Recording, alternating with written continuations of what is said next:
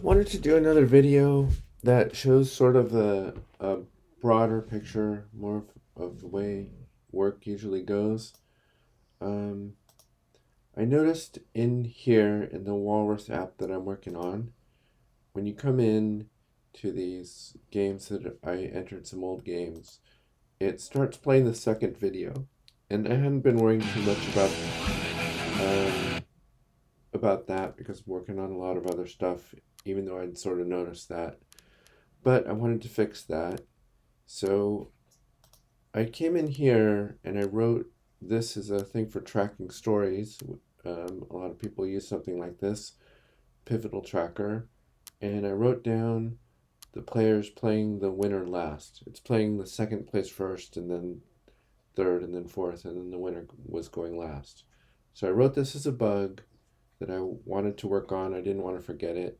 So when I come in, I start it, and I come back here, and I've already figured out what the problem is. So because I didn't want this video to take too long, I had just put in the player some random video instead of the first video to start, and then it didn't find it and it skipped that, and that was causing it to skip the first one that it was supposed to. So it needs to be this video array, the 0, which is the first element. So I make that change and I save it. This over here is Visual Studio, and that's the text editor that I use most of the time. And now you'll see it reloaded the page over here, and it actually put the winner. I can reload. It does automatically when you save a change, but I just reloaded it there by pressing reload. Now when I press it, it starts with the winner of that category, and you can go through, it goes through, this is the second one, it'll play the second one now, and loading.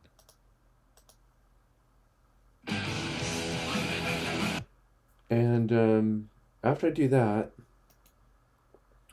I fix that problem. So I'm going to delete the comment because I don't need that. And that's saved the way that's already saved, and you see it changed in here. This is a thing called GitX. It's a program, but it uses something called Git, which is version control system, which keeps track of the changes that you make, each individual change. And you do something like make a change, and then you do a commit, and you get a history of commits, and that makes it it makes one thing, it's easy to go back to prior states. So I can go back before this commit, or I can go back 3 or 4 commits in case I've really messed something up and I want to go back to a previously saved place. So this change is just here. It did one thing, so I want it to be one commit, and I take the stage changes over here, and then I just make a message. Now, if I've made a story for it in here, I will just put the story into the commit message. So the story has an ID, and later I could see that that story is tied to that commit, and I just put that there, and I commit. And if I look on this, it shows like a history of the commits that I've done.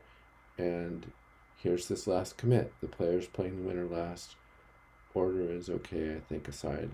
And it, it's descriptive enough for me to know, and I'm just doing this for myself, so I don't have to worry about how it's written too much. Anyway, that's it for this one.